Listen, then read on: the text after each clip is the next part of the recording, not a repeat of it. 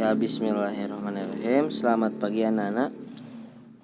Alhamdulillah hari ini kita bisa bertemu lagi walaupun masih dalam kondisi pembelajaran jarak jauh begitu. Sebagaimana minggu kemarin pembahasan mengenai penginderaan jauh, yaitu proses penarikan penggambaran foto udara atau citra satelit yang difoto dari atas wahana begitu ya. Nah, hari ini kita akan mempelajari mengenai aspek interpretasi citra utara. Apa sih aspek citra utara ini? Interpretasi citra adalah langkah yang harus dilakukan agar bisa mendapatkan informasi dari citra untuk dimanfaatkan. Atau simpelnya interpretasi citra adalah perbuatan mengkaji foto-foto udara atau citra untuk menilai atau mengidentifikasi objek tersebut dan menilai arti pentingnya objek tersebut. Jadi di dalam interpretasi citra, penafsir mengkaji foto udara berupaya mengenali objek melalui tahapan kegiatan deteksi, identifikasi, dan analisis. Alatnya biasanya menggunakan stereoskop begitu ya.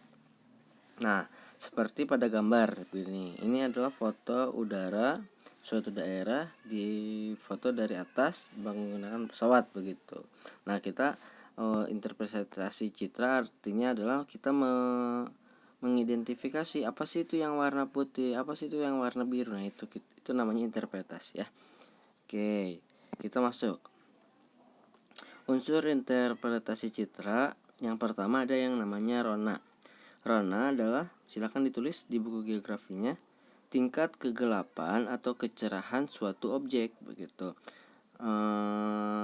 Membedakan 5 tingkatan rona begitu. Contohnya misalkan jika dilihat dari pesawat atau dari foto itu sangat cerah, itu objek apa sih? Atau apa yang sangat gelap? Nah, itu nanti kita lihat ya.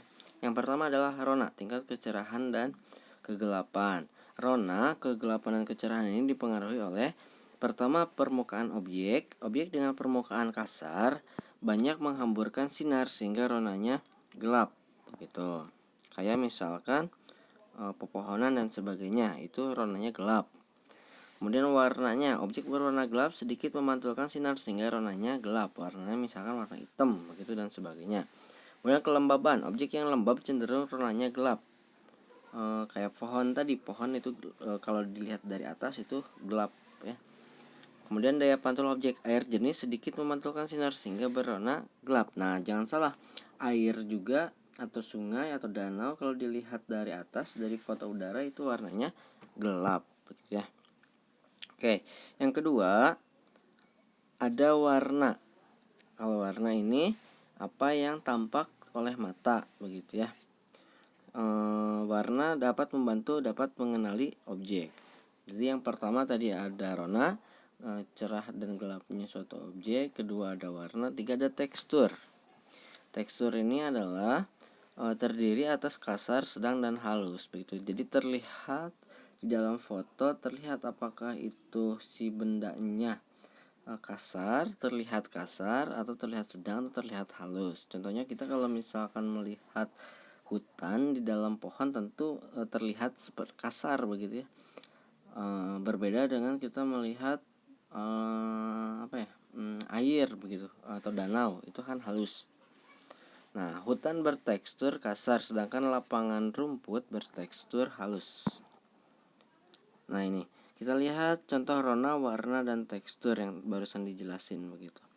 Nah, ini di atas ada tekstur sedang begitu. Kemudian ini ada rona cerah begitu ya, yang warna putih itu.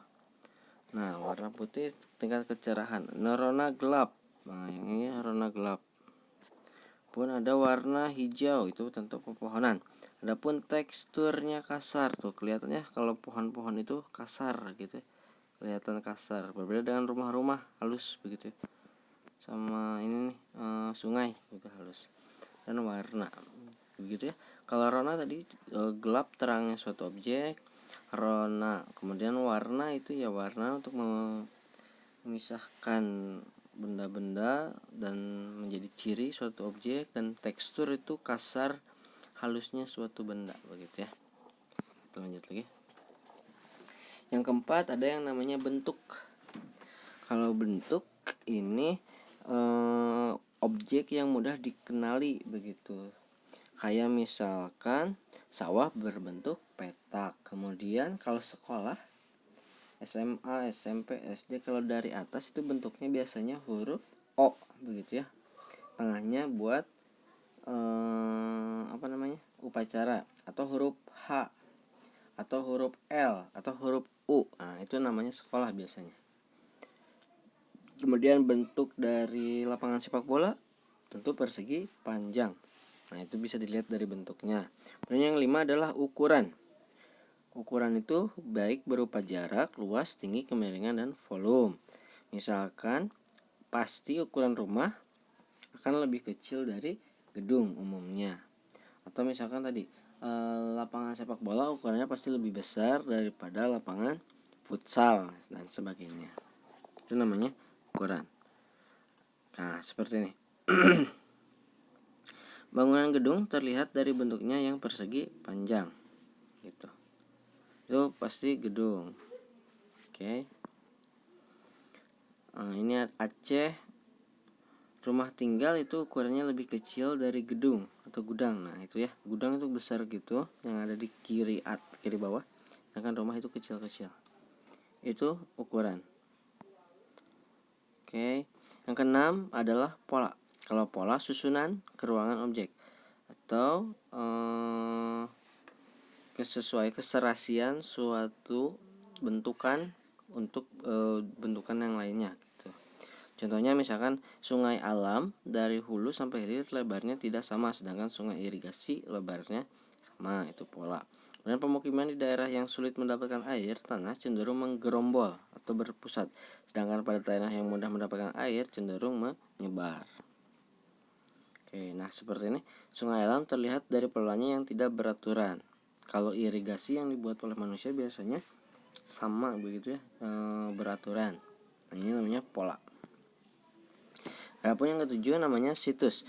Situs letak suatu objek terhadap objek lain di sekitarnya, atau letak suatu objek terhadap bentang darat. Contohnya, teluk pohon yang berbentuk bintang adalah ciri pohon jenis palma, kelapa, nipah, sawit. Jika pada citra pohon tersebut polanya menggerombol dan terdapat di air payau, maka pohon tersebut kemungkinan besar adalah pohon nipah. Jadi, letak suatu objek terhadap objek lain gitu. Itu namanya situs. Objek berupa bangunan besar yang terletak di tengah areal perkebunan tebu kemungkinan besar adalah pabrik gula. Jadi ada letak antara pabrik gula dan perkebunan tebu, perkebunannya itu pasti berdekatan. Gitu. Nah, ini tambak di situsnya di pantai. Nah, itu apakah itu begitu ya, kotak-kotak tetapi dekat pantai. Nah, situs itu adalah itu letaknya dengan letak yang lain.